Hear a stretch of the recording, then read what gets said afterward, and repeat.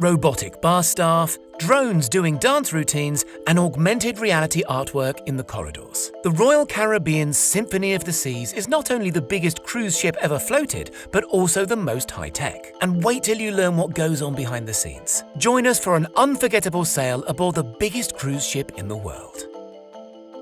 Symphony of the Sea's vital statistics make for impressive reading. At 228,081 gross tons, she's 5 times bigger than the Titanic and took the record for biggest cruise ship off sister ship Harmony of the Seas. Her planned successor, Wonder of the Seas, should be the next biggest again when she launches next year. 18 decks high with a maximum beam, that's ship talk for width, of 215 feet, Symphony of the Seas holds 2,759 cabins, 24 pools, 23 restaurants and 42 bars and lounges. She can entertain up to 6,680 passengers, looked after by a 2,200-person crew. The Oasis-class vessel isn't just big, it's also pretty lively, cruising at a brisk 22 knots over open water. That's roughly 25 miles an hour. Not the fastest boat in the world perhaps, but not bad for a gigantic luxury resort. How does it achieve such speed? 3 16-cylinder Wärtsilä 16V46D common rail engines producing 25,290 horsepower each, and 3 additional 12-cylinder Wärtsilä 12V46 engines,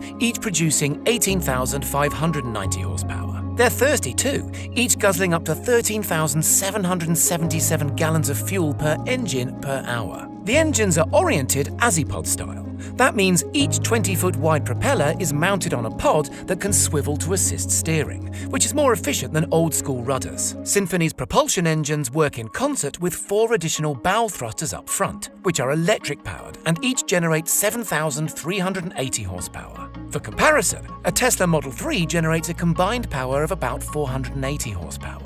Marine engineers are always seeking clever efficiencies to make their energy-hungry fleets more sustainable. Symphony of the Seas incorporates a clever air lubrication system, which injects air into the turbulent layer of water underneath the ship's keel. This reduces friction by up to 1/10, which in turn can cut fuel use by up to 1/4. That's a pretty huge deal. And as a bonus, air lubrication also reduces noise and vibration levels in the aft portion of the ship. Enough about the engines, what are the cabins like? Roughly half of the Symphony of the Seas is made up of cabins, or staterooms to use their fancy name. For the last word in holiday indulgence, check out the Ultimate Family Suite. Sprawled over 1,346 square feet, with a balcony hot tub and a mesh-enclosed outdoor climbing apparatus, the suite features an air hockey table, mini-golf, chalkboard wall and a fun slide to move swiftly between levels. There's a floor-to-ceiling Lego wall and a vast 85-inch theatre-style TV with 3D movies on demand.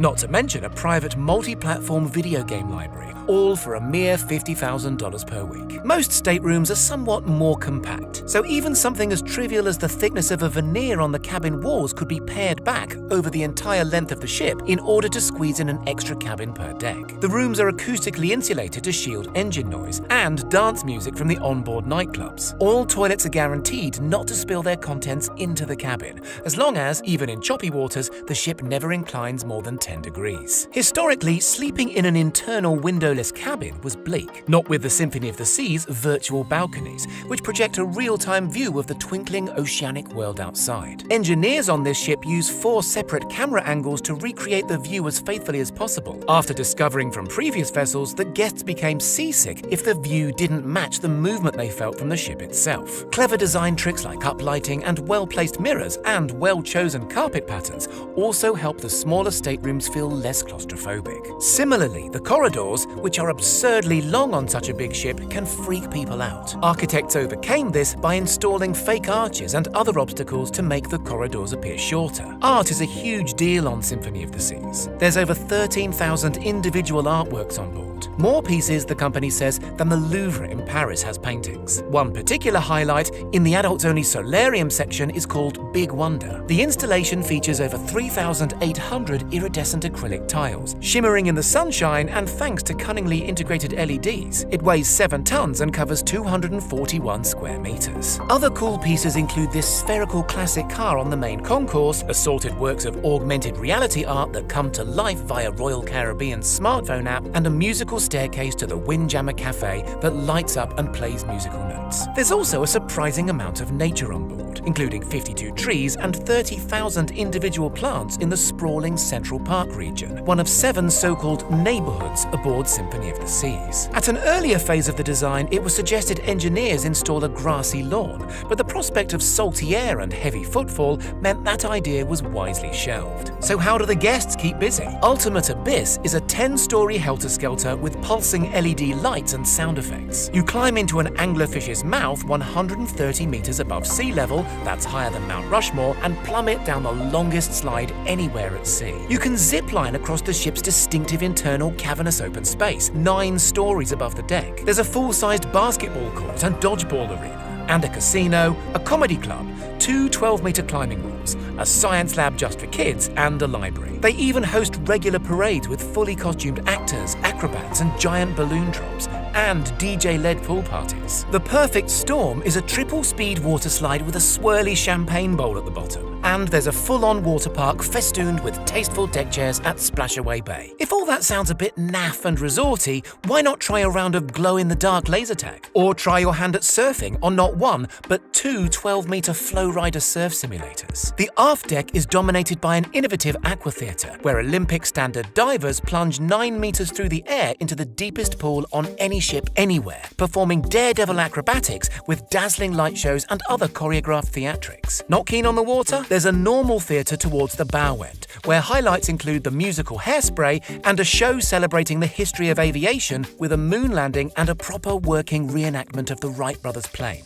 Oh, and a separate ice rink theatre. In there, award-winning skaters join no fewer than 48 light-up drones performing a futuristic rock opera over 5K laser projections on ice. Still bored? There's an escape room, a gym, a spa, and a running track. Hungry? You're in good hands, with 280 chefs working across 36 kitchens, preparing 100 different menus each week.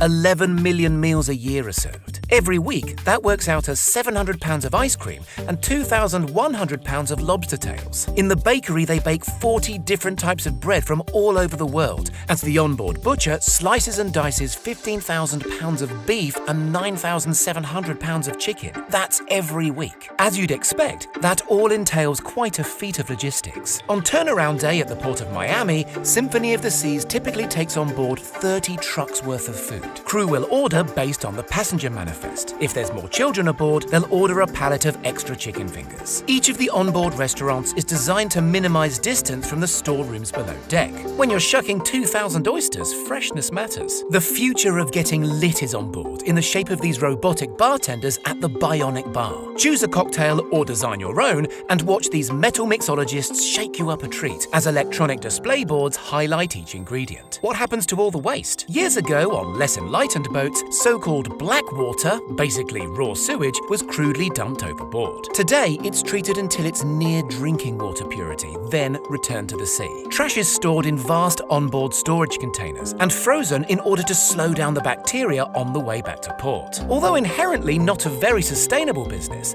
the Royal Caribbean engineers do their best to save energy where possible. For instance, a 2-megawatt steam turbine aboard uses recovered waste heat from the engines to provide power for the staterooms. This, alongside subtle developments in everything from propeller shape to air conditioning control systems, make a difference on Symphony of the Sea's epic scale. What do you think? Do these vast machines get the credit they deserve as tremendous feats of engineering? Let us know in the comments. And don't forget to subscribe for more ship-shape tech content.